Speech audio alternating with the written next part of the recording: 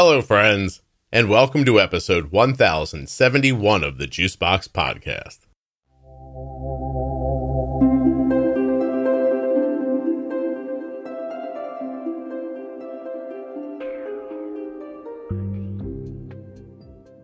On today's show, I'll be speaking with Zahni. She's 27 years old, has had type 1 diabetes for 17 years, and she's experienced a number of issues along the way. Not the least of which is an eating disorder, concerns about her weight and health, and scare tactics from doctors. While you're listening, please remember that nothing you hear on the Juicebox Podcast should be considered advice, medical or otherwise. Always consult a physician before making any changes to your healthcare plan or becoming bold with insulin. The holidays are coming. You can save 40% at CozyEarth.com when you use the offer code JUICEBOX at checkout. 40% off of Christmas gifts. That sounds like a good deal. Use the offer code JUICEBOX at checkout when you buy sheets, towels, clothing, or anything they have at CozyEarth.com. Don't forget to check out the private Facebook group, Juicebox Podcast, Type 1 Diabetes. 43,000 plus members, all having conversations right now that you would enjoy, benefit from, or be able to add to. Juicebox Podcast, Type 1 Diabetes on Facebook.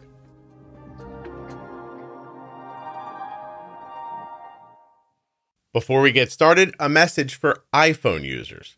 If you are listening to the podcast in Apple Podcasts and you have recently upgraded to iOS 17, your podcast player may not be downloading the show. You need to go into Apple Podcasts, go to your library, touch Juicebox Podcast, then go to the top right corner and touch the three circles, choose Settings, then at the bottom under Downloads, choose Automatically Download, and make sure all new episodes are checked. This episode of the Juicebox Podcast is sponsored by Touched by Type 1. Head over now to touchedbytype1.org and just check out what they're doing. People with type 1 diabetes require support. Touched by Type 1 offers it. Check them out also on Facebook and Instagram. touchedbytype1.org. The podcast is also sponsored by US Med. usmed.com/juicebox. That's where Arden gets her diabetes supplies from. Head over now to usmed.com/juicebox or call 888-721-1514. Get your free benefits check and you're on your way getting your diabetes supplies the same way we do from US Med. Hi, my name is Zahni. I am 27 years old and I have been a type 1 diabetic for 17 years. It's nice to meet you. Nice to meet you too. Thank you. So you were 10 when you were diagnosed? Yes, unfortunately. What age did you want to be? No, never. Never? Never, Age ever. never? I understand. I just have to start by asking you, where are you from? I'm from South Africa. How did you find the podcast? I recently started to focus mainly on diabetes-related content on Instagram, and I found you guys, and I really liked what you did, and then I decided to reach out. Oh, very nice. Did you have an idea of what you wanted to talk about when you came on?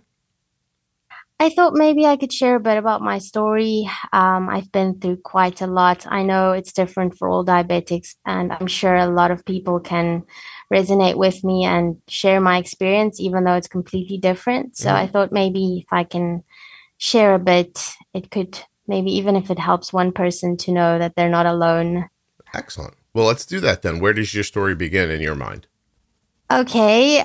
If I have to refer to one thing specifically, I would say my hardest time was being a teenager up until my, let's say, early 20s. I had diabulimia. I'm sure you're familiar with the concept. Of course. Yes. So I didn't actually know back then what it was. I didn't know it was something that people did, that it actually had a name. I just happened upon it. I stopped injecting. I got very depressed and anxious. I have severe anxiety. Then I stopped injecting. And as I stopped with the insulin, I realized I lost weight. And that's how the whole thing started with me. And it was very, very difficult to actually come out and be able to say, listen, yeah, this is what I'm doing, especially what you're doing to your family. They're seeing you in the hospital with DKA, and you don't really have answers because, you're depressed and you're trying to get out of it, but you can't really. Let's break it apart a little bit. So are you saying that initially your anxiety kept you from giving yourself insulin? Yes. Okay. Tell me about that. What scared you about the insulin? I used to go low a lot, especially during nighttime, 3 a.m.s.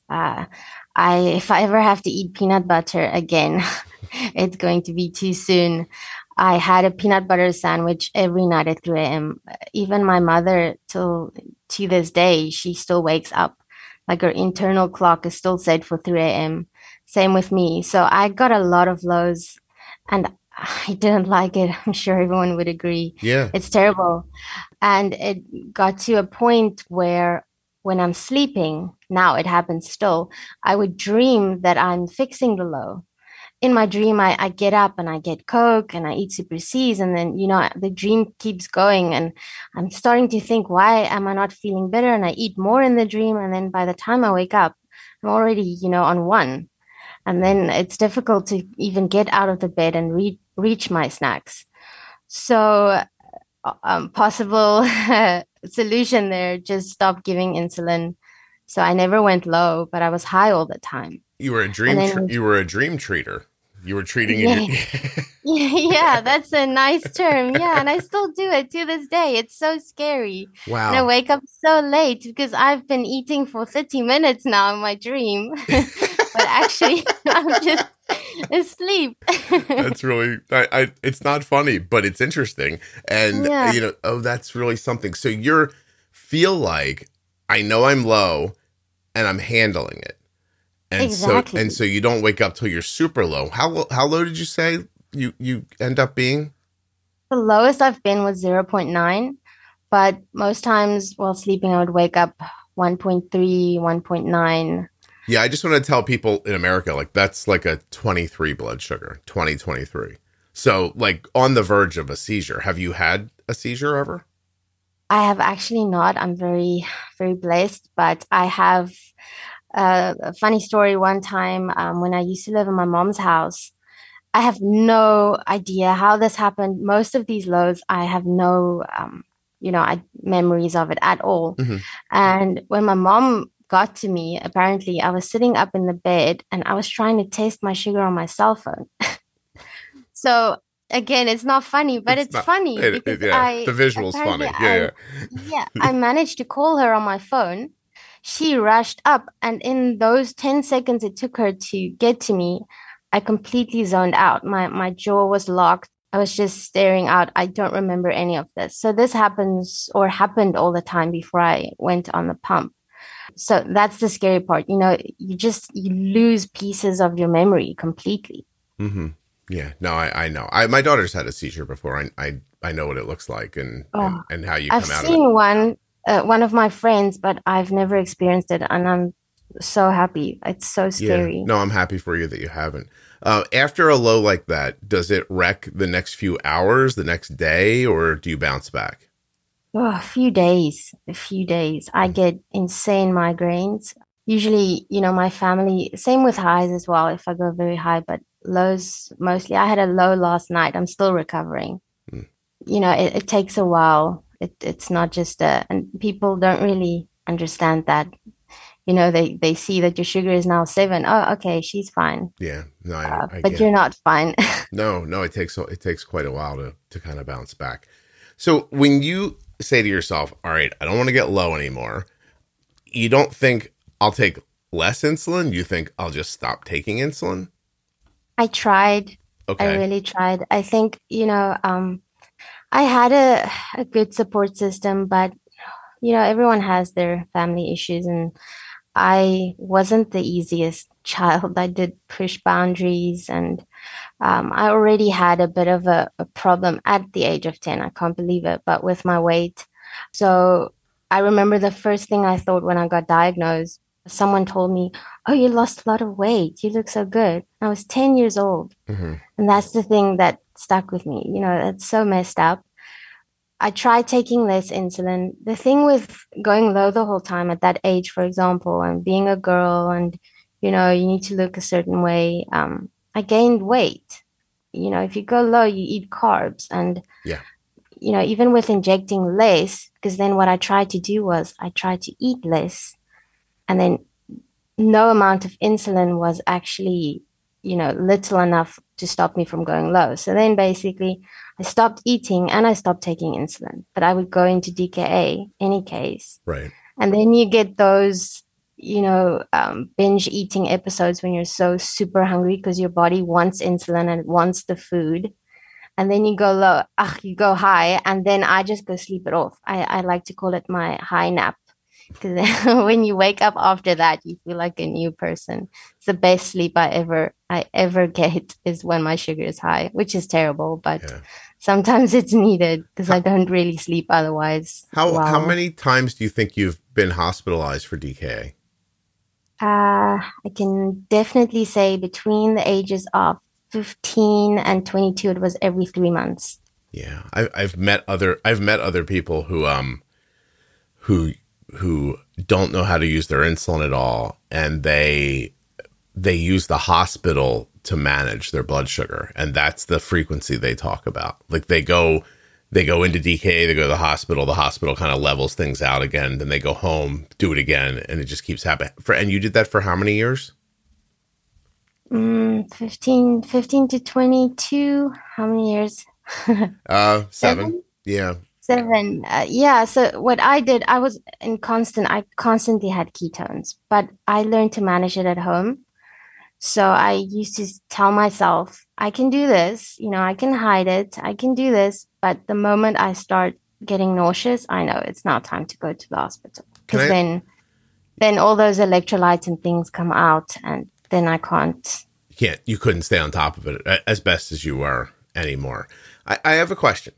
So you've described 2 medical situations, right? Low blood sugars and everything that comes with those, high blood sugars and everything that come with those. What makes you choose the highs? I mean, do you know what I mean? Like you have 2 bad options and you chose one of them. So is it what do you know what I mean? Because like how am I trying to say this? No, I understand. You do? Okay. I can definitely. Okay. It's easy to choose the higher one because the negative effects of the high is long term, so you don't immediately feel so terrible. I used to joke and say, I don't have to go out drinking. I can just eat a bar one, and I have the same effect. I'm an introvert, like 100%. And when my sugar is about 15 or a little bit higher than it should be, then I am the most outgoing, outspoken person. I'm so happy. I'm just, everyone likes me. But then when it goes like a bit higher, 20s and up, then you start getting the migraines and feeling not great. Yeah. Another short story, I went on a date in grade 9. I met a guy on school camp and I was eating Smarties when I met him. Oh, and he loved me. We were chatting and we were just having a ball. And then he asked me out on a date. We went to see a movie and he asked me while we were watching the movie, what's wrong? And I said, nothing's wrong. And he's like, why are you so quiet? I said, this is how I usually am. And he said, but that's not how he knows me. And I said, okay, but my sugar was high. He actually got up and went to go buy me snacks so that he could experience high Zahni again. Huh. Yeah, that was our first and our last date. Yeah, no kidding. Oh, wow, that's interesting. That's like him buying you like sexy underwear and saying, I like you better in this. Exactly. Oh. No, that scarred me for life. I'm carrying it with me. Well, sure, because then your internal feeling is the person who I really am is not okay. It's not okay. Yeah, and I have to hurt my health for people to like me is the feeling, right? I'm luckily not there anymore. That was more, No, I understand. You're telling a story. You're telling a story from the past. I understand. Yeah. So because it was in the past, with the benefit of hindsight, and let's just say now, I'm assuming you don't have these issues at the moment? I would like to say I'm completely, risk-free from falling back into it, but I'm not. Okay. I started, and this is quite hard, but I started insulin pump therapy, and my HbA1c dropped with 8. It dropped to 7 from 15 within 6 months. It has never been below 10 my whole life, but that also meant that I was, healthy for a change, and I gained some weight. So it is quite a slippery slope. I'm trying to be really strong to not fall. Yeah, fall back in. I want to just say and ask, I guess. You know that insulin doesn't cause weight gain, right? Like it's calories. Okay, all right. I just wanted to make sure because some people really don't know that. No, I know. Yeah, it's in my head. I know it can be controlled. I follow a low carb diet. Mm-hmm. But I slipped quite a bit when I got comfortable on the pump. So it's also not the pump that, made me gain weight. It's just in my head, I'm thinking, oh, it's very easy. Give me a week without insulin and I'll be back to what I want to be. I don't want those thoughts at all anymore. Yeah, where you're manipulating your weight with your blood sugar. Exactly. Yeah, no, I understand. I wish you luck with that. And let me ask my question, then I'll spin back around again. My question is that with hindsight and using the pump now, do you see that there was a time when you were younger, when you were struggling so much with your blood sugars, that there was a way to handle it? You didn't know it. Like how to manage your insulin? Like, are you better at using insulin now than you were 10 years ago? Everybody who has diabetes supplies, but not everybody gets them from US Med the way we do. usmed.com/juicebox or call 888-721-1514. US Med is the #1 distributor for Freestyle Libre systems nationwide. They are the #1 specialty distributor for Omnipod DASH, the #1 fastest growing tandem distributor nationwide, and they always provide 90 days worth of supplies and fast and free shipping. That's right, US Med carries everything from insulin pumps to diabetes testing supplies, right up to your latest CGMs like the Freestyle Libre 2 and 3 and the Dexcom G6 and 7. They even have Omnipod DASH and Omnipod 5. They have an A+ rating with the Better Business Bureau, and you can reach them at 888-721-1514 or by going to my link, usmed.com/juicebox. When you contact them, you get your free benefits check, and then if they take your insurance, you're off and going. And US Med takes over 800 private insurers and Medicare nationwide. Better service and better care is what US Med wants to provide for you. usmed.com/juicebox. Get your diabetes supplies the same way Arden does from US Med. Links in the show notes. Links at juiceboxpodcast.com to US Med and all of the sponsors. When you use my links, you're supporting the show. Or are you still having the same problems, but the insulin's just coming through a pump now? Actually, I was put on one of the first Medtronic pumps when I was 15. Mm-hmm. I was manipulating it because you can just press a button, and eat whatever you want. So it didn't work for me back then.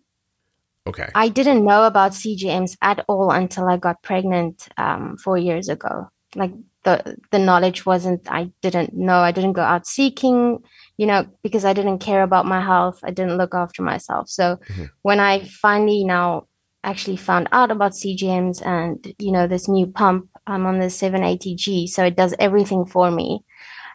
I think if it wasn't for this pump, I would still be where I was 6 months ago, because I literally can go a whole day without even looking at my pump, which isn't great because I forget to eat, but I'm super busy. So it's nice to know that I won't go low and I won't go high, because this thing is just, I understand, keeping everything in check. Yeah. So am I understanding then that back when you had the lows and then you stopped using insulin to manage the lows, that's the beginning of an eating disorder, and that eating disorder almost supersedes the problem before. It's like the thing before doesn't exist anymore. That, like, the lows were almost like a gateway to the diabulimia. Does that feel about accurate?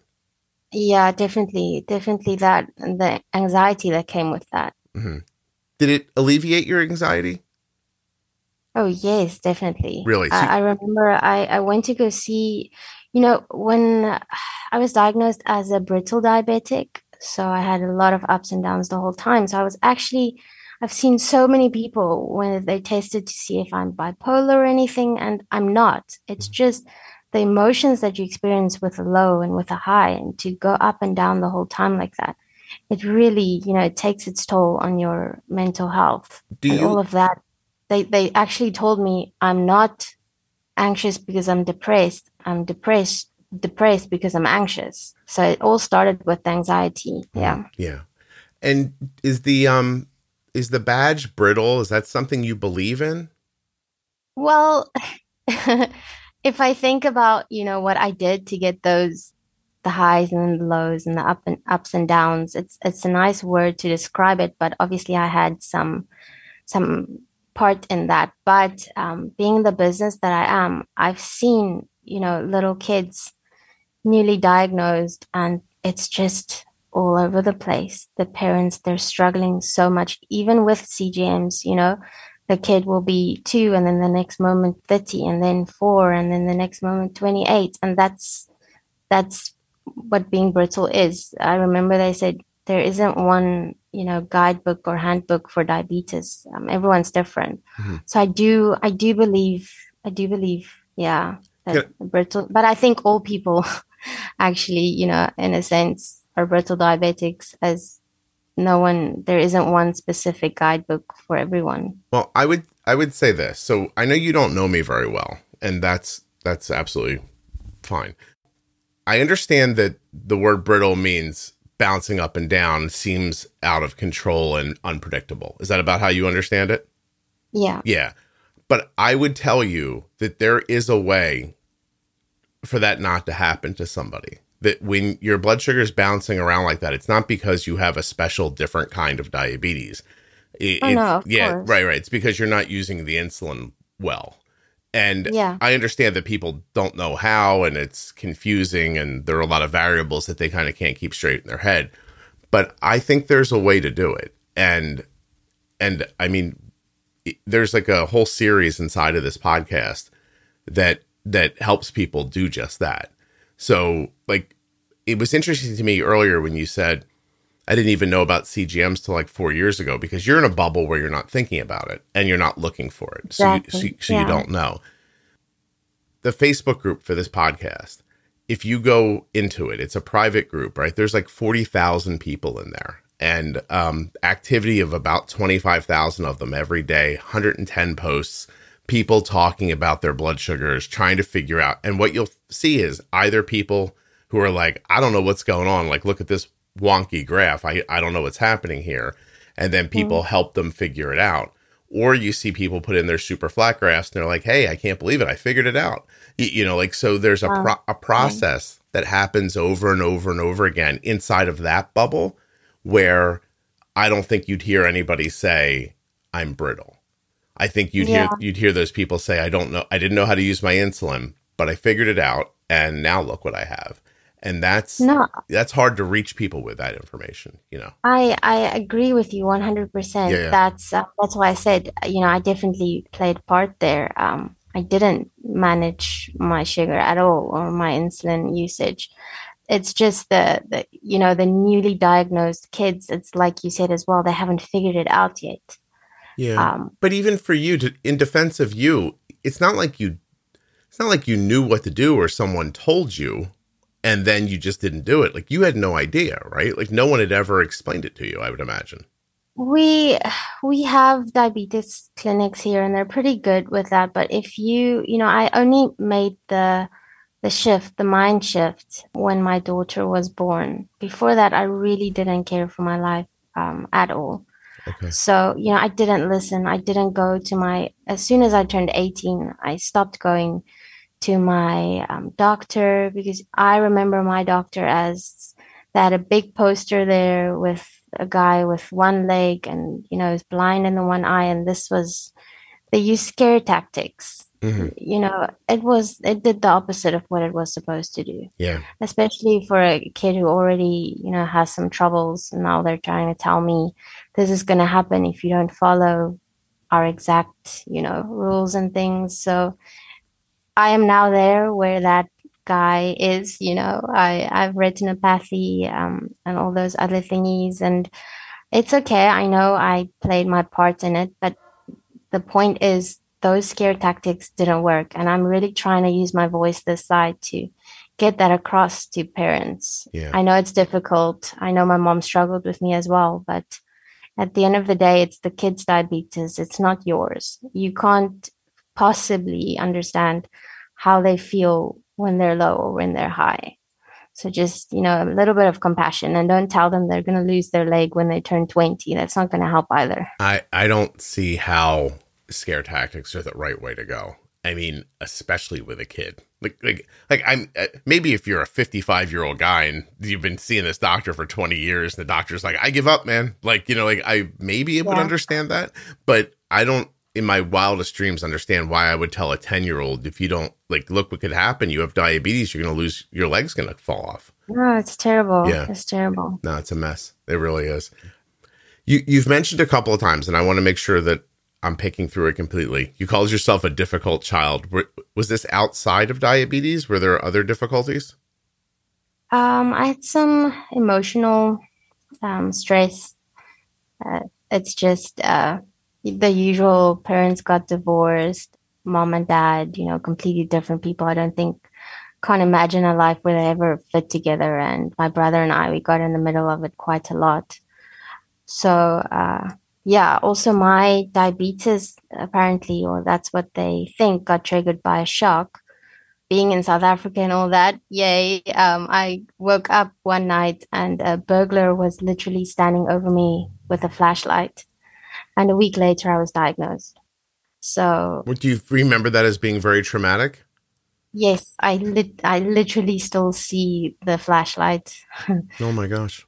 A lot of traumatic things happened as a child, and that wasn't even I think they broke in 4 times in our house, and we didn't live in a bad neighborhood or anything. Mm-hmm. It's just how it goes here sometimes. I see. Do you have any other autoimmune issues in your family? Do people have celiac or Hashimoto's, anything like that? Thyroid? Nothing.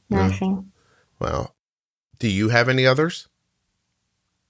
No, not that I'm aware of. I do obviously have high blood pressure, the normal things. I have kidney disease, early stages. Apparently my kidneys got a lot better after starting the pump therapy. Even my doctor was shocked. So that's great. But nothing other than the diabetes. Thank goodness for that. I was going to ask about complications. So you had your kidney numbers were off, but they got better after you brought your blood sugar down. I haven't actually made this known. I was going to make a post about it because I'm still in shock. So it starts with my pregnancy. Mm-hmm. Everything that I did up until my pregnancy, I didn't experience any long-term side effects or anything. So when I got pregnant, my HbA1c was way too high. They told me there was no way my daughter was going to make it, or, there's going to be stuff severely wrong, or I'm going to be risking my life. Nothing went wrong. Well, not nothing, but I mean, we're both okay. So what happened was my eyes started bleeding. That was the first thing. The stress of the baby on my body was too much. So my eyes started bleeding for the first time. I needed to get injections, which I couldn't get while I was pregnant. So I had to sit without any numbing for laser therapy, because I tried to keep her, safe and inside as long as possible. So then they took her out, I think 7.5 months. And then I needed to get the treatment for my eyes. But as soon as she was out, my eyes seemed to stabilize a bit. They still did the laser, but I could obviously get the numbing. So it was first the eyes, the retinopathy, and then my kidneys followed. My doctor used to look at my test results and say if he was looking at an 80-year-old's results, then he would be happy. So things got very bad very, very quickly. He actually told me the other day, after now the good news with my kidneys, that he didn't think I would make it past 30, even with dialysis. So I do think it's a bit of a miracle that my kidneys progressed and got better so fast. Even the doctor said he has never seen such a turnaround from the state that it was in 6 months ago. Well, that's actually, excellent. yeah, he actually even told me, they told me I can never have more kids or anything. And he actually said to me, well, I go for it. If I want to, there's no reason, according to the medical results, that I cannot have another child, which is amazing for me. Yeah. So what it sounds like is that the constant high blood sugars, you said like a 15 A1C, right? Is doing damage to your body, and it's happening slowly. You were getting to it, like, prior, and then the pregnancy puts all that stress on your body, and then it kind of speeds up the process of what was already happening. Is that how you feel about it? Yeah, exactly. Because I was thinking I was getting away with it, like, who are they telling me I'm gonna have problems with my eyes? Nothing's happening. And then just one day, everything at once. Your body just gives up. Like a smoker, right? Where you're like, I'll be okay. Like when people smoke cigarettes, they're like, this won't hurt me. It'll get somebody else, Yeah. Wow, I'm sorry. That's a lot. It really is. It's okay. Got out stronger. And the one thing that I did learn from this is you have a lot of parents that are very, very frantic about high sugars. So I'd like to say, if your kid gets a high sugar because he ate an ice cream, he's not going to go into kidney failure. A lot of parents are very, very, I like to say, I did everything wrong. I did it wrong for years. And this is where it got me.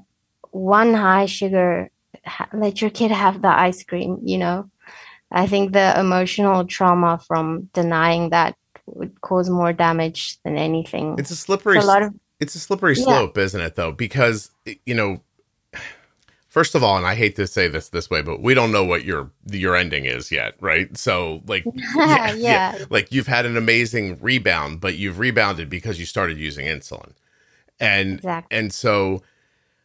and I don't think one high blood sugar is a reason to run around and set the world on fire. Like, I don't think that at all. But but that's where it needs to stop. But what happens if?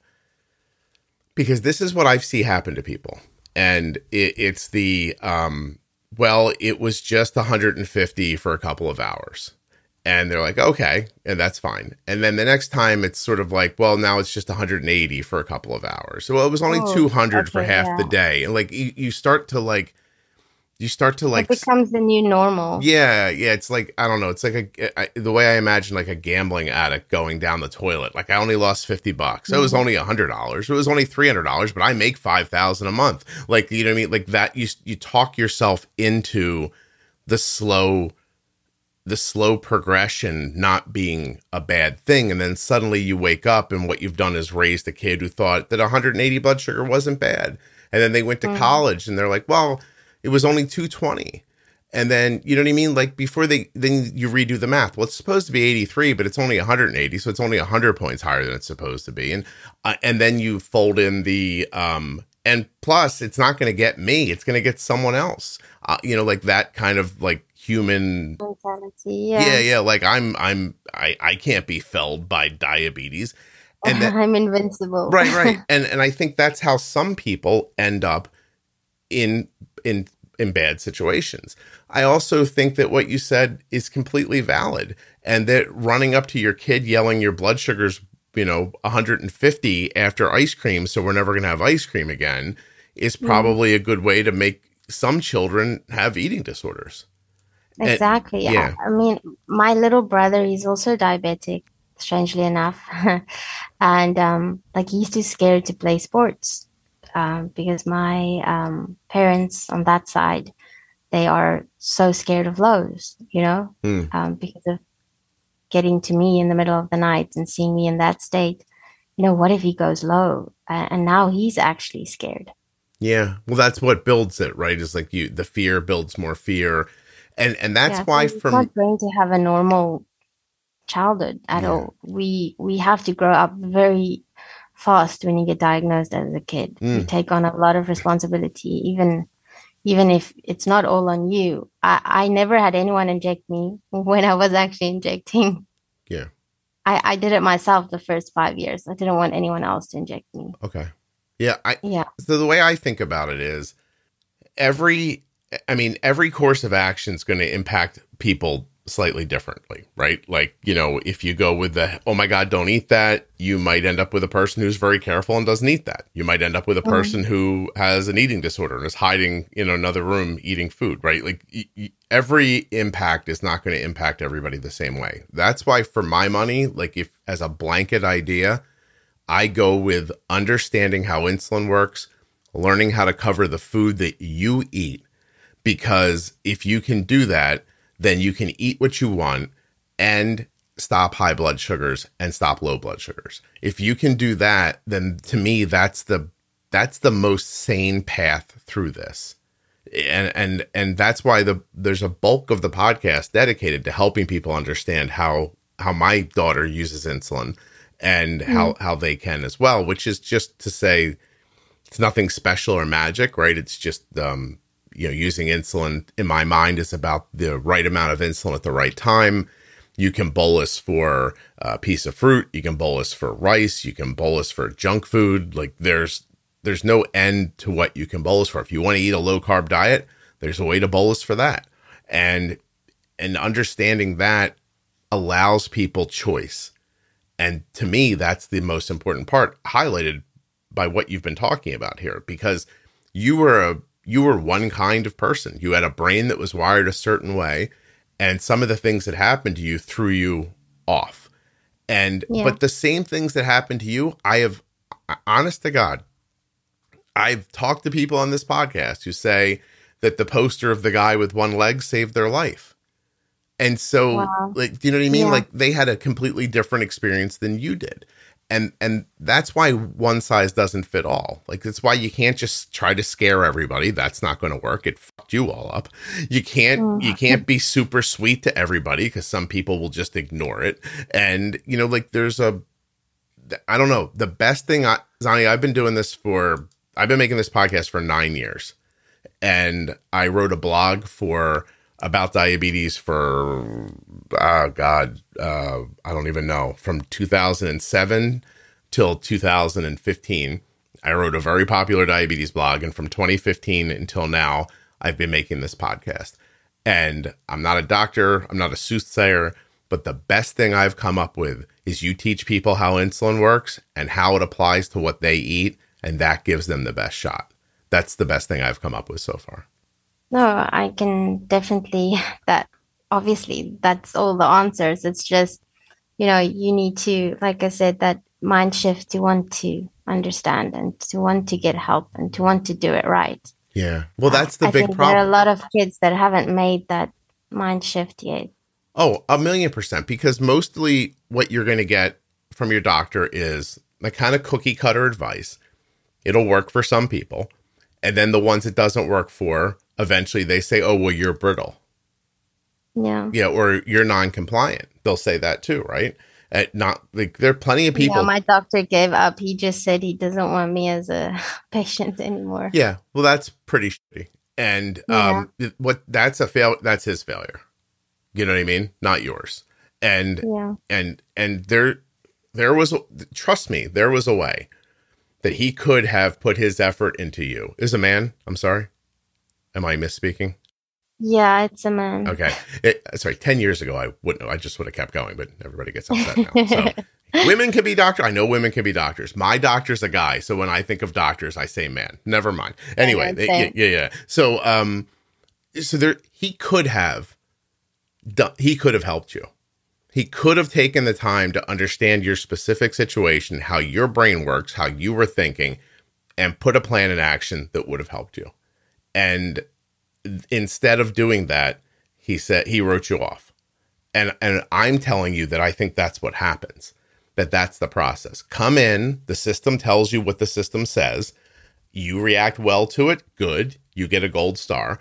You react poorly to it, we'll try a few more times, but then at the end, we'll call you brittle, non-compliant, and kick you out the back door. And you get to die, and that's your fault because you didn't listen to us. But that's not really what happened. You know what I mean? Yeah. It's terrible. And you shouldn't be getting injections in your eyes and worried about your 80-year-old kidneys when you're 27 because somebody couldn't figure out how to talk to you about your diabetes. And that honestly is what ends up, I think, being the problem in your situation. It's like you just needed a different perspective. You know, it's tough. And I'm sorry. Go ahead. No. It's weird to say, but it's nice to hear. I've always just been blamed, you know? No, how could it be your fault? Listen, what we'll do, you and I today, we'll go find a 10-year-old. We'll get their parents' permission. And we're going to teach them how to build a nuclear reactor. There we go.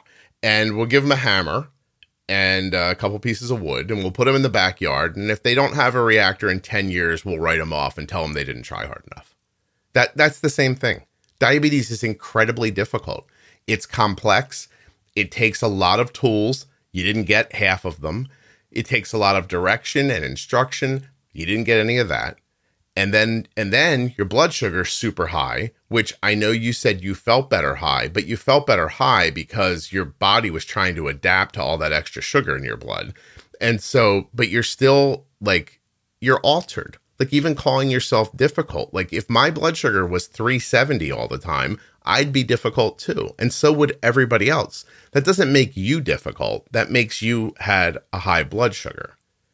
Do you see what I'm saying? Like these things, like if I were to inject you with heroin against your will, and then you were difficult afterwards, are you difficult or were you injected with heroin against your will? Right. And so like when your blood sugar is super low and then super high and then super low and you're altered, are you difficult or is your blood sugar bouncing all over the place? So all these things happening to you, I mean, at some point, I could make the argument that as a 10-year-old, you were started down the wrong path, that all of these other things happened as you were walking that path, which drove you farther and farther away from your optimal health. And along the way, people who didn't understand how to help you told you it was your fault. That sounds about right. Yeah. So I say, fuck all that. Let's start over. You know what I mean? Seriously. Yeah. That's not your problem. Now you see the other side of it. You see how you can feel when you have the insulin. In my mind, Zahni, your next step is go find those pro tip series in this podcast and just listen and see if you can't figure out how to use your insulin. Because let me start that over again. I love that pump and that algorithm is helping you. And honest to God, it's fantastic that what's happening, with your health. But let's do it on purpose. Like let's know what to do. Let's get to the spot where you can eat a Smartie and your blood sugar doesn't go up and you still get to be you. You know what I mean? You got it right there because I am too scared to go out of the automatic setting. Because at the moment I go out of it, my sugar is completely crazy again. Can I say like you said, I've never learned. Yeah, there's no shade on you whatsoever. You don't know what you're doing. Yeah. Yeah. There's nothing wrong with that. No one knows what they're doing when they start. Okay. You had a 10-year buffer where we where we didn't get it. But your story, if it makes you feel better, and I think it will, I'm going to tell you a private conversation I had. This is years ago now. So before the podcast was really popular, I was sort of known on social media as like, if you message that guy, he'll get on the phone with you and help you with your diabetes. It was nice. a weird thing to be known as, I guess. Yeah. But I got a note once from a woman, and she had a lot of kids, but she was in her 30s. I can't remember the number, but I remember it being a number that I was like stunned by, like 5 or 6 kids or something like that. And she said that she had the realization that her life was going to end early because of her type 1 diabetes, that her blood sugars were just all over the place, high all the time. And it just hit her like she needed to do something about it. So she and I spoke for 45 minutes on the phone. And I basically gave her a high-level talk about what you'll find in the Pro Tip series in the podcast, which, by the way, is completely free. And I talked to her for about 45 minutes. And the next day, she sent me another note and asked if she could call me again. And I said yes. And when she answered the phone, she was crying, like really bawling, crying. Yeah. And I was like, are you okay? Like, what's wrong? You know? And she says, let me text you this. And she texted me her graph from her CGM, and it was super stable all night long, low and stable, no low blood sugars, no spikes, you know, all that. And I was like, oh, that's amazing. And she just started repeating over and over again, why did no one ever tell me about this? Yeah. And I said, I don't know, you know, like, and now I'm like, oh God, like now I'm seeing her psychological side of it. I was like, she's done real physical harm to herself her whole life because like her basal was a little too high and she was bolusing wrong at her meals. And then I explained it to her and she's like, oh, that makes sense. Then she did it and it worked. And then all she could feel was a sense of loss, which I understand, but I'm going to say to you, the best thing you can do for yourself is just say, what happened before, I don't have any agency over, I can't change it, I don't have a time machine, I'm starting over now, and I'm moving forward. And I think that's the best thing you can do. Yeah, I think the second best thing would be to go listen to those tips because, like you said, I really don't know, and the fear and anxiety I have, you know, they do not approve CGMs this side. Mm-hmm. Some medical aids cover maybe one a month, so you live in constant fear over will you have a CGM tomorrow? Will you have access to your consumables for your pump next week? So if I go back on the insulin pens, I can't feel like I literally said the other day, well, if I lose my pump, I die. You know, there's no way. No. Well, first of all, I don't want have that. I don't want you to go back to pens. I like you on the system you're on. Tell me which one you're using right now. Medtronic. The 780G. Oh yeah, I hear that's the new algorithm, right? Yeah, it's amazing. I hear good things. I hear good things from I literally said, I'm just going to give up if I lose my pump. Honestly, I don't know how I'm ever going to be able to do this. But like you said, I've never really learned. So maybe it's time. Yeah, but I don't mean learn so that you can go back to. Oh, no, I know. I just mean learn. Unfortunately, it is a possibility, you know. I understand. Yeah.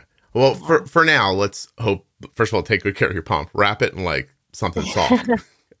Yeah. But my point really is that I don't want you off the system. I think the 780G sounds like it's terrific for you, but let's let you feel like you know why it's going well. Like, you know what I mean? Like just a little agency over the whole thing, an understanding of the process so that if one day, I mean, you live in South Africa, let's just say a shark eats your pump because that's probably the closest, or like I don't know. Probably a shark. A lion. Yeah, a lion or whatever. I've never been to South Africa. A giraffe steals it. I don't know what's going on there. Okay. But like something happens to it. I don't want you to just go like short circuit and go, I don't know what to do. No, right? Exactly. Yeah. Sometimes it happens because sometimes when your sugar goes a little bit whack, the system would say, okay, it needs to go off of smart guard now to just, you know, reset the algorithm. Mm-hmm. And then I feel completely lost, which is enough reason to agree with you to just be able, because then what you need to do, you still get insulin through the pump, but you have to manually input the amount that you need. Okay. So then it's basically like, you know, using pens again. And then I just throw up my hands and I'm like, oh, you know, now I'm going to go low again. Now I'm going to go high again. And it's going to mess up my HbA1c and just causes all the anxiety to come back. So yeah, that I don't know. I think it would be good to just have that knowledge. Yeah, I can tell you, first of all, anxiety is a tough one. I do have an episode coming out tomorrow about grounding exercises that people can use when they feel anxious. I don't know if you've ever heard of the 5, 4, 3, 2, 1 technique. Well, I've heard of a few and I've tried a few, but I'll have a listen. Five things you can see, 4 things you can touch, 3 things, that whole thing. Have you ever tried that? No, I don't have the patience for that. It only takes a couple of minutes. I'll try it. I'll try it. Yeah, there's like a 45-minute episode coming on tomorrow about it, and but the highlight is, and by the way, your episode will come out after that, so in the timeline of the show, this will be before. But it's, you look for 5 things you can see, 4 things you can touch, 3 things you can hear, 2 things you can smell, and 1 thing you can taste. And that is supposed to kind of ground you back to reality and help you with anxious and help calm you. So it's a simple thing to do. You can do it quietly in your mind. It doesn't have to be out loud. I mean, listen to it and give it a shot, because I mean, obviously the anxiety piece of this is nothing you can, it can sneak up on you. And so you don't know when to expect it or not to expect it. But the part about listen, I'm just going to tell you this. Okay. And we're coming up on an hour, but let me get this out. Everything about managing insulin is timing and amount. Okay. And that means your basal and your correction boluses and your meal insulin, like all 3 ways that you use insulin. Your basal insulin can't be way wrong. Like, say that, I don't know. Would you tell me how much you weigh? Yeah, 56. Oh, you're in a different country. I have no context for this whatsoever. Hold on a second. 56. I'm 56. I'm like, what are you, 8 years old? Hold on a second. I can't even convert it for you either. It's kilos, right? Yeah. Okay. 123. Okay. So you weigh about sounds a lot. No, you weigh basically what my daughter weighs. How tall are you? 158. I'm sorry. I don't know what the hell that means either. 1.58. What is that? Meters? Meters, yeah. Meters in feet. This is why the sharks are going to get you. You guys are using the wrong math. All right. So you're like 5, maybe 5'1", 5'2". Okay. And by the way, I saw a picture of you earlier. You look very healthy and lovely. I saw a recent photo of you. So good for you. All right. So 123 pounds. What's your basal set at? Do you know, or did they just set it up for you? Oh, no, they just set that up for me. I have no idea. Okay. See, this is where we're going to start. You're going to find out what your settings are and write them down so that you know what they are. And do you know your insulin to carb ratio? 1 unit covers how many carbs? 10 grams. 1 per 10. Okay. And what's your correction factor? 1 unit moves you how far? Okay, wait. Okay, so I see my basal here. It's 13.2 units. A day. Yeah, it seems. Okay. And then, see, I've never went into these settings at all. They set it up for you and they say, there you go. Mm-hmm. What's your average blood sugar been during the day? Well, when I do what I did today, which is practically don't really eat, and if I do eat, I'll eat like something that's less than 6 grams of carbs, then the pump can cover it. Then I'm usually between 5 and 7. Okay. Yeah, but the moment I've gotten this fear of food because like flashbacks. The moment I eat, I associate food with not feeling well. Mm-hmm. The moment I eat, I feel terrible, whether it's mentally or physically. So are you? What I'm doing now works for me. I try to stay below 6 grams of carbs for every meal, and I constantly eat little bit, but then the pump can handle it automatically. Yeah. Are you bolusing? Are you telling it I'm having 6 carbs? No, I just leave that. It's not enough. So it can really handle that on its own. Yeah. So Zahni, you're not like first of all, you're obviously having massive success over what you were doing before. So I am in no way, shape, or form shitting on what you're doing. That's amazing. But you're also not in the position where you could be like, I'm going to sit down now and have a piece of steak with a potato. No, like you can't do that. Right. So we're not there yet. No, no. I right. think baby steps. I think this Oh, is already, you million know, percent. I I'm very anal about watching my time in range and keeping it above 90. I feel like a complete failure as soon as it's not. Mm-hmm. Because I went low yesterday, I'm now on 85%, and I'm still beating myself up over that No. because I did actually yesterday input some carbs because I had some soup which was above 10 grams of carbs. Then you have to input it, and then I didn't finish the soup because I got busy with something else. mm-hmm. So then again, link in my head, oh, I ate, and then I felt bad, which is, it's not a good mindset to be in, but Sure. I'm getting there. It's getting It better. sounds like listen, honestly, it sounds like you're making great strides and you're doing terrific. So like, I don't have exactly what you're doing is fantastic because we're not talking about your kidneys like she's going to be dead in 3 years. So like Yeah. that's a great step forward, obviously. But what I'm saying is, I'm not saying make a change. I'm saying change your understanding. Like, I'm not even saying listen to the pro tip series and then do something. I would just listen to it just to try to absorb the information in it. Like, not with the intention of making a change, but with just the intention of learning more. Because what you're Yeah. doing right now is keeping you safe and healthy. And that's, I think, of the utmost importance. So what if I was you, I would listen and gather information, and with no intention other than to just be better educated about it. And then one day in the future, I imagine that information will kind of coalesce for you, and you'll think like, I am going to make a bit of a change here. Like, let's take a look at what my basal should really be. And like, because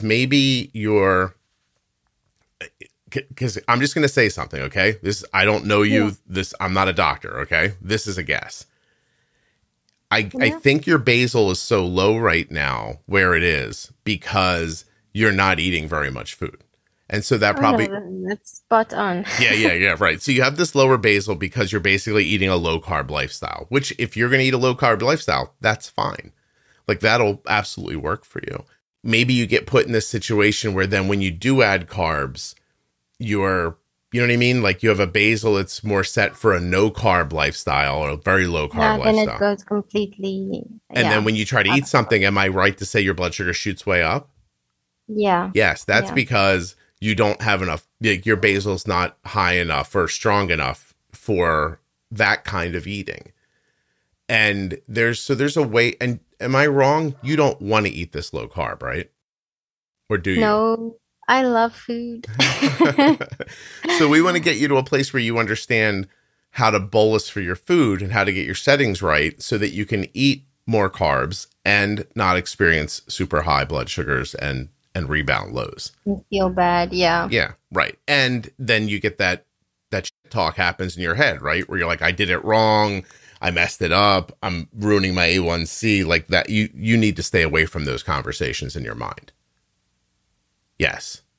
Trying. Yeah, no. I don't mean like you need to, like, I'm telling you to. I mean, like, that's an imperative for you. That's a goal of yours, is to not get involved in those conversations. So I would say learn slowly about how insulin works. I mean, over 6 months or a year, until you're really comfortable that you can say, all right, I'm going to start taking in more carbs and I'm going to change my settings so that I can accommodate that. And that'll be a bit of a process. But I think at the very least, like I talked about earlier, then it would be your choice.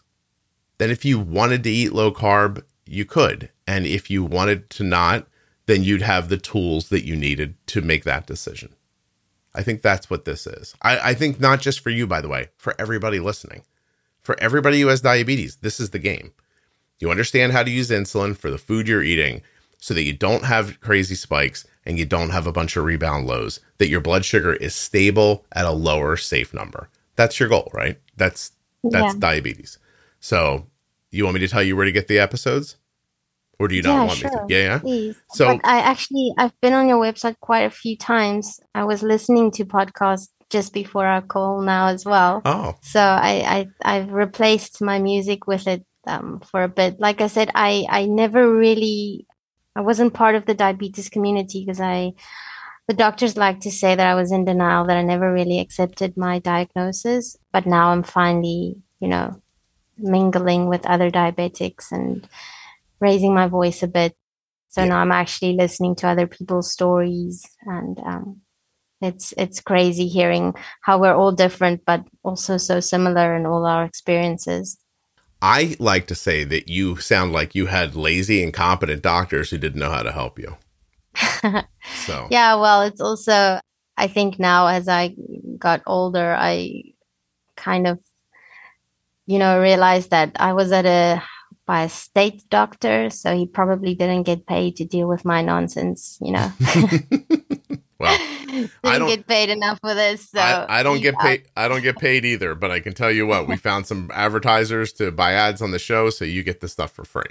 So if you go to the website, juiceboxpodcast.com, at the top, there's a menu and you click on diabetes pro tip and then scroll down. There's a player there. It starts at episode 210. And I think it goes on for, 20 episodes or something like that. But stuff like, if you're just newly diagnosed, you're starting over, it talks about insulin, it talks about pre-bolusing meals, it talks about using temp basals, which you probably won't use too much because you have your algorithm, insulin pumping, understanding your CGM. That's very cool. I actually haven't seen that. I can share that with a lot of parents this side. Thank you. Well, we also have one for very newly diagnosed people called Bold Beginnings, which is just, it's the pro tip series, but not as intricate. So it's a good way to kind of get you going. It defines, things like honeymooning, your adult diagnosis, terminology for diabetes, what happens when you're afraid of insulin, how the 15-15 rule might not be right for you. It talks about long-acting insulin and your target range. And these series are all there for people. So there's mental wellness stuff, thyroid, in case people end up with that. There's also one for algorithm pumping, which, while they are not going to be specific to the 670G, do talk about how algorithms work. Now, I think that's a down the road thing for you, but I think once you understand insulin, the next step would be to understand how those algorithms are working. Yeah. You know what I mean? And then you really could, I've been talking to you for a while. You're thoughtful, you care, you know what I mean? You're motivated. I think that's all you really need to take control for yourself. And I just need to apply it to myself for a change. Oh, are you one of those people who knows the best thing to do but doesn't do it for themselves? Yeah, exactly. Smarty pants. Do what I say, but don't do what I do. Yeah. Well, you got that little girl now. You're going to have to be a good role model for her, right? You have to do what you say. That's the goal. Yeah. Yeah. Can I be honest with you about parenting? Yeah. That's basically the whole thing. Just be rock solid. Do what you say you're going to do. Kids take a lot of comfort from that. Yeah. Yeah. It's just very, it's very comforting for your parents to follow through. Yeah. It's just me and her. So she watches me like a hawk. So I have to be very careful. Is that because a shark ate her father? No, she's a smart mouth. The other day I was driving and I got a little bit upset and I said, "What the?" And she decided she's going to finish that sentence for me. So I didn't realize that I was saying it in front of her, previously, that she caught on, but she knew she wasn't supposed to say it. You could see on her face that smile. Zahni, let me tell you something. Everybody curses. I don't trust the people who don't curse. What do you think of that? It's fine. I'm just trying to teach her, to keep it out of the school because she's a blabbermouth. She goes and tells them everything. She's gonna roll into school and start teaching the kids. Exactly. She's that kid. Yeah. Well, I think you're well positioned to make real big gains for yourself. It just sounds to me because if I can extrapolate into the future, you eating 6 carbs at a meal is not something you're going to be able to do forever. Yeah, I know. Yeah. And so you're going to need to understand how insulin works. Thank God you found me. Oh, yes. Thank goodness for that. Now my life has meaning. I love your sarcasm. It's so cute with your accent. I was gonna say something about your accent, but you probably sound normal to Oh, what do I most of the sound like people to you? listening now. What do I sound like to you? Like the bad? Very cool, Oh, super cool. I sound cool. Oh, I figure I sound like the third bad guy on like a bad '80s movie or something like that. Well, now that you've mentioned it, I mean, I'm the guy. no, I'm the guy who takes the knife from Crocodile Dundee in the subway, like that kind of thing. You know what I mean? no, yeah, I don't think you sound scary. I think you sound super cool. Oh, that's lovely. Thank you. This is. What if I told you this wasn't my voice and I run my voice through a machine that makes my voice sound deeper? Wouldn't that be weird? It's not true, by the way, but that'd be crazy. That'd be so weird. Yeah, I don't. But do then that. I could say the same, Yeah. I'm an online teacher, so maybe I just changed my voice.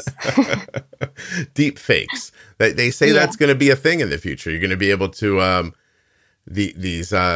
the algorithms are going to be able to make like video where you can't even tell that it's fake and pictures and things like That's that. Scary. Apparently, people like me who speak so much into a recording, like if somebody was motivated to, there are enough recordings of me where somebody could feed them all into a computer and you could end up having you could have a real conversation with me without me being there. Like the computer would figure out how I would respond and it would have my words already. Isn't that crazy? Wow. Yeah, that's weird. That is crazy. Yeah. When that stuff goes down, I'm going to be out of a job. Somebody's probably just going to steal my voice and make a different podcast with it. But now, now I'm thinking, as a teacher, that could be pretty cool if I could just sit back and, someone else just responding to push a kids. button. You hear the question, you push the button, it makes your voice and you're out. Exactly. Because as a teacher, I have to lift my voice quite a bit. It's very high and it's very smiley all the time. It's exhausting. I did a talk 2 weekends ago at a private talk for diabetes. I couldn't use a microphone for one of the days because the talk was for a group of Orthodox Jews, and they don't use electricity on Shabbos, right? So sundown on Friday till sundown on Saturday, there were no microphones, and I blew my voice up doing that. It was like I was projecting and being loud, and then the room would get loud, and you'd have to get louder. It was really something. But anyway, do you have any questions for me or anything you want to talk about that we haven't spoken about? No, I think this was really, really nice. Thank you for making me feel so comfortable. Sorry about all the anxiety in the beginning. I don't have anxiety. You don't have to apologize to me. I didn't feel it. Yeah. But honestly, I'm so happy you did this because you're only partway through your journey right now. And what I really took from your conversation, especially the first half of it, was that you were a person living in a bubble, and you're really right now just a person living in a slightly larger bubble. And there's information out there I think you need and that would really help you. And I don't think you're going to find it from your doctor. And it doesn't sound like you know enough people with diabetes where you might get it that way. So I'm happy to. I'm supposed to be the one who's helping the people that I know who has diabetes. So this was actually very eye-opening. I can't really help other people if I don't have the knowledge myself. Yeah. I'm just finishing my diabetes advocacy course as well to say that I am now fully a diabetic advocate in South Africa. Well, it's wonderful. And, it's, I can't really help anyone without this info. So I will definitely be sharing these podcasts and also try and educate myself a bit more. Well, all I heard is that I'm about to get a lot bigger in South Africa. So thank you very much. Perfect. Yeah, I already told them in my last Zoom meeting last week that I'm doing this, and only one person knew about Juicebox Podcast, and she's like, "Oh, but please share the link with all of us, and they'll circulate it." So, yeah. If that's the case, by the way, the podcast is number 55 in South Africa right now. Okay, yeah, cool. I'm doing all right. Ooh, the other day I was number 9. That must have been when you started listening. Most likely. but yeah, really, that's the best it's ever been. Number 9. Yeah. Okay. Anyway, sorry, I got a little sidetracked there. But No, I told a lot of people, when I got the well, booking, I told a lot of people about it. oh, lovely. Thank you. So what I wanted to say was, I think it's incredibly brave. Like, I didn't recognize that you told a bunch of people you were doing this. And then you came on here and were very open to the things you didn't know and were honest about it. And knowing that other people are going to hear you say that, I think that's really generous of you and brave. Or very stupid. You think those people will turn on you? Don't you turn on her. You guys keep supporting her. Yeah, no, I doubt it. I think we'll be good. Yeah, no, I do too. I like the energy around what you're doing. So when we get off, I'll actually we'll talk for a minute. I'll send you some links, okay? And then you'll be able to find them. But for everybody listening, if you go into any audio player and type Juicebox Pro Tip, you're going to get the pro tip episodes. Same for Bull Beginnings, algorithm pumping, like all that stuff. But they are easier to find on the website, juiceboxpodcast.com at the top. And then you can look at what episodes correspond and go back to your podcast player and listen. Also, I'd love to invite everybody listening to join the private Facebook group, 40,000 people, 110 posts a day, always in there, people in there helping each other. And in the featured tab of the Facebook group, there are lists, up-to-date lists of all the series that are in the podcast. So thank you very much. Are you in that Facebook group? Not yet, but I will be soon. So cool. Wait do you see.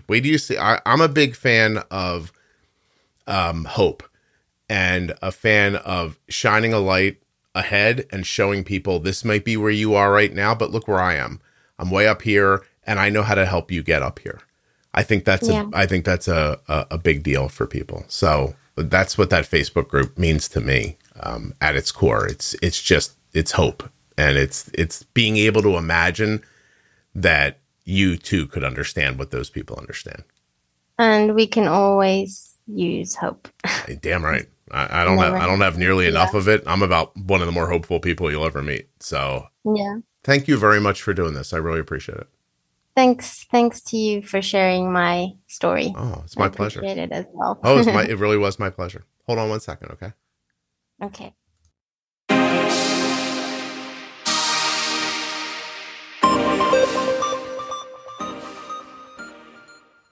Let's first thank Zahni for coming on the show and sharing her story. And then we're going to thank Touched by Type 1 and remind you to go to touchedbytype1.org. And of course, get your diabetes supplies the same way we do from US Med. Call the special number for Juicebox Podcast listeners, 888-721-1514, or go to usmed.com/juicebox to get started today. And again, don't forget, if you're on an Apple iPhone and you're using the Apple Podcast app, please go into the settings and make sure download all episodes is checked. Thank you so much for listening. I'll be back very soon with another episode of the Juicebox Podcast. And if someone from Apple's listening, way to f*** everything up. Good job.